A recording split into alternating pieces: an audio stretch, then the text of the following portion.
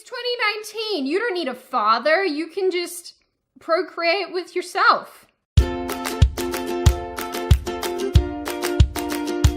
Hi, my name is Sydney. Welcome back to my channel. In my adventures of the internet, I found this picture and then subsequently posted it to my Instagram where you guys got very upset about it. I personally was a little bit taken aback by the fact that it just didn't seem like fathers were represented at all on these magazine covers. Which is funny considering the title of the magazine is Parents. Because you know, traditionally parents involved men. Maybe they should rebrand to Parent. Perfect. Some of you also pointed out to me that there seemed to be no black people on these covers either, so I guess there's that too. So because I didn't take the original photo myself, I actually just went and looked up the magazine covers because I wanted to see if what was depicted in the photo I posted was actually the case. And it was. As it turns out, the majority of these covers mostly just featured single mothers with children or just children on their own. I counted about 64 covers, and of those 64, only about 5 actually featured a male and or a nuclear family. Not including the gay couple from the latest feature, because you know, I'm a bigot. 5. From a magazine called Parents. Love it. So I went to their website in search of more fathers. Parents magazine helps mums and dads. Dads? Well, that's a surprise to us all. Here I was thinking in 2019, children were conceived using essential oils. Get with the times, Parents magazine. Fathers died out in the 80s. Sorry, let's continue. So the magazine helps navigate every aspect of parenthood from pregnancy through the school years. We get to the heart of the latest news and recommendations on kids' health, safety, nutrition, behavior, and more to give parents the tools to raise healthy and happy children. So I think by now the bulk of you who have followed me for a little while know that I am not the kind of person who's going to sit here and be like, this is discrimination, because I just don't see the world through that lens anyway. But the reason I am bringing this up and the reason I wanted to make a video about it is because it seems like fathers are becoming less and less important and more obsolete in the modern world, or at least that's how it seems publicly. And when they are being discussed, at least observationally, it seems like we discuss fathers in a pretty negative way, or at least in the way that indicates they're imparting bad values onto their children. I mean, a really recent example of this is the Gillette ad that came out. Boys will be boys. Boys will be boys. Boys will be boys. Shut up, Gillette. Nobody even invited you. Sorry, I invited Gillette. Even last week, I found this article. Father of 3, 31, devastated over not seeing his children enough following his marriage breakdown, takes his own life after sneaking out of the hospital. A young father of 3 was so heartbroken by the breakup of his family that he snuck out of a hospital and took his own life. Breeze Montenero, 31, died alone in his flat in Perth on Monday, having not seen his sons, aged 11 and 12, and a 9-year-old daughter since Christmas. He felt like he had lost everything and was living in a nightmare that was never going to end, his grieving mother, Beverly Bell, told Daily Mail Australia. The super sad thing about this is that while this one happened to make the news, this story isn't even remotely uncommon. Even this article says that 60% of male suicides can be traced back to the breakdown of a relationship. I personally always knew that number to be about a quarter of male suicides being linked to parental alienation and relationship breakdown, but regardless if it's 25 or 60%, those numbers are ridiculously high. While on one hand, I think it's super necessary that stories like this make the news, on the other hand, it's really sad to me that a lot of people still don't care about what the justice system does to fathers and what relationship breakdown does to fathers. And there's really no support systems for them out there. Please disperse! Nothing to see here! Some of you in Australia might remember back in 2017 and before that, there was the argument put forward that we need to change Father's Day to Special Persons Day. Let's turn now to the push to rename Father's Day Special Persons Day so children without a dad aren't offended. A growing number of politically correct schools and kindies are embracing the name change, but they're copping a lot of criticism for it. Now, earlier I spoke with Dr. Red Ruby Scarlett, a university academic and convener of the Social Justice in Early Childhood activist group. I'm just wondering if maybe we could build some sort of, I don't know, feminist compound on Pluto and just send them there. Well, Red, firstly, thank you very much for your time. Look, what is the argument for having Special Persons Day rather than Father's Day? Thank you for having me as well. If we think about children's rights and how they get to participate in a community and feel a sense of belonging, sometimes shifting the language around those emotive and important days can be significant and more inclusive than the current way that we describe them. There's that word, inclusivity. Why don't y'all just sprinkle us with some inclusivity while you alienate half the population?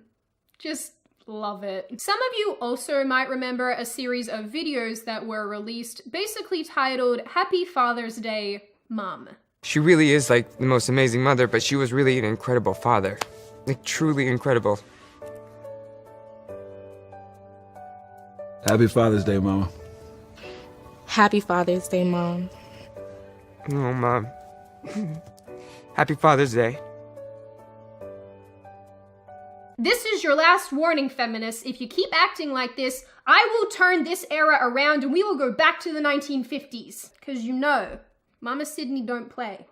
Well, I'm personally really happy seeing people thanking their mum for being their dad. It just goes to show, in a couple years, we can just make babies with ourselves. Even as far back as 1999, a paper published by the American Psychological Association claimed that neither mothers nor fathers are essential to child development, and that responsible fathering can occur within a variety of family structures. The article concludes with alternative recommendations for encouraging responsible fathering that do not discriminate against mothers and diverse family forms. Much as it pains me to say, this is not a new concept. This is not a new idea. When you compound this information with all these new attacks on traditional masculinity or just masculinity in general by calling it toxic and other fun names, it's very, very unsurprising to me that we would start to see fatherhood and fathers begin to be phased out, at least in the public sense. The thing that's really sad and funny at the same time about this is you can legitimately go to Google and type in things like, "Are fathers unnecessary?" and you'll get a bunch of hits and articles that basically talk about how fatherhood is not essential to childhood development. But what's weird is that when you research the same thing in relation to mothers, very little comes up. Unsurprisingly, and also biologically correct, mothers are seen as an integral part of childhood development, because they are. Mothers are the first people who teach you as a young person that it is entirely possible to make someone so angry they contemplate legitimately just putting you in the bin, just in the trash. Go away, child. I am not even kidding. That first time you register that look on your mom's face as like legitimate anger, you know you done goofed. You know that death is imminent. But anyway, contrary to the way that we think about motherhood, the way that a lot of people write about fathers indicates that they are obsolete. 2 years ago, columnist Maureen Dowd of the New York Times drew fire from a variety of people, men and women alike, with her controversial new book asking, "Are men necessary?" It's a valid question. Are men important only for the purpose of procreation? This article in and of itself is fairly supportive of men, but the fact that it legitimately says it is a valid question to ask, are men necessary, is crazy to me. You would just never see that written about women. You would never see the question, are women necessary? And then someone say, that's a valid question. Would never happen. You know what's a better, more valid question? Are you ready?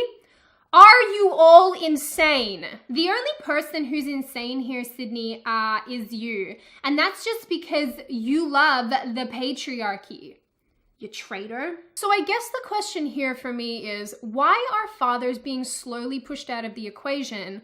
And why are all these loud, screamy, annoying liberal voices seemingly also attacking the nuclear family? Dr. Warren Farrell, who is a wizard, wrote a book called The Boy Crisis and also did a TED Talk that I watched not long ago. And he said some really important things about fatherhood, fathers, and how all of that relates to young boys. Now here's the key. The big divide is between the welfare of boys in these two groups who have minimal or no father involvement, what I call dad-deprived boys, versus the welfare of boys whose fathers remain significantly involved, what I call dad-enriched boys. There are more than 70 ways I've found in the research for the boy crisis that boys who are dad deprived are in fact deprived. In contrast, boys who are dad enriched do better in school even when they come from poorer areas with lower ranked schools. They have less ADHD and more empathy. Yes, actually, dad involvement leads to an increase in empathy. Dad deprivation, on the other hand, is the greatest predictor of a boy committing suicide or taking drugs. Dad-deprived boys are much more likely to drink excessively, be bullies, to drop out of school, to be alienated, to be rudderless. But now the boys who hurt are hurting us, we're taking note. Dad deprivation is common to 26 out of 27 of the mass shooters who have killed 8 or more people. So we have an expert here who is not too dissimilar to other experts in the same field who do say that fathers are very important to the behavior, the emotional stability, and the general growth of children. They are the people who inform the way that a lot of children turn out.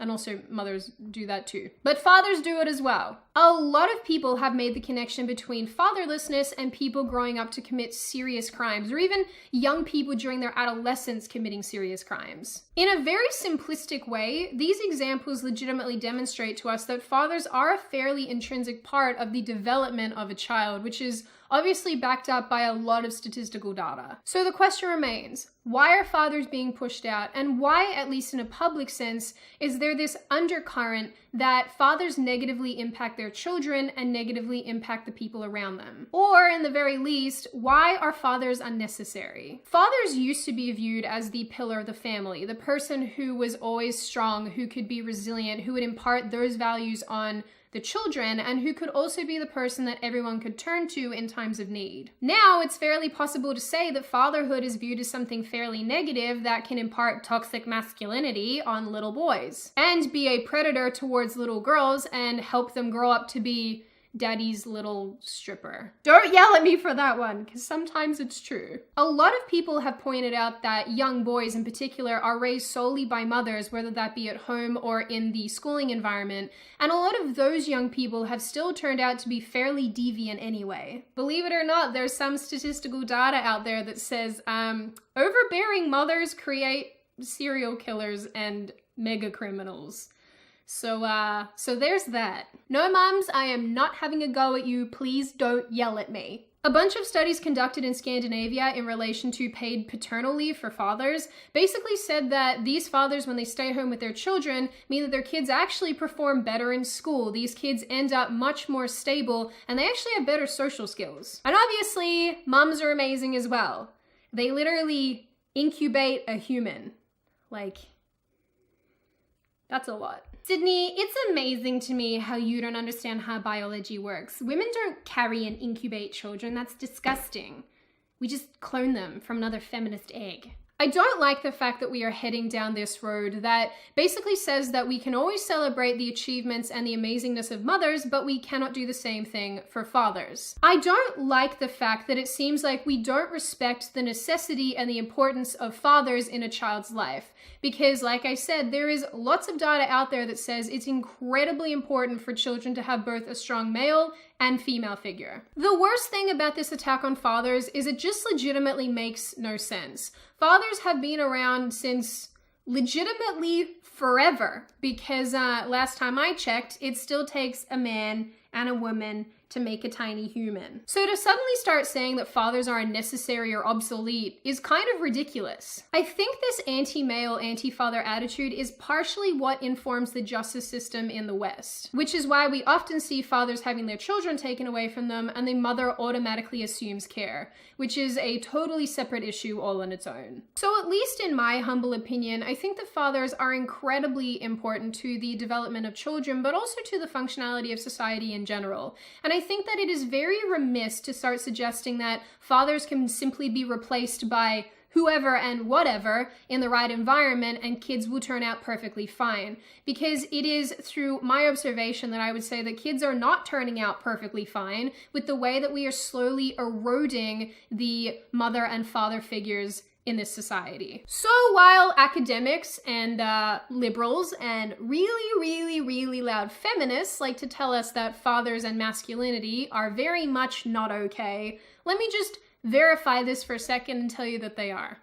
And, you know, dads are pretty cool because they're the people that let you eat the ice cream when your mum said no. Among other things, like helping you with your homework and not letting you get eaten by giant Australian spiders.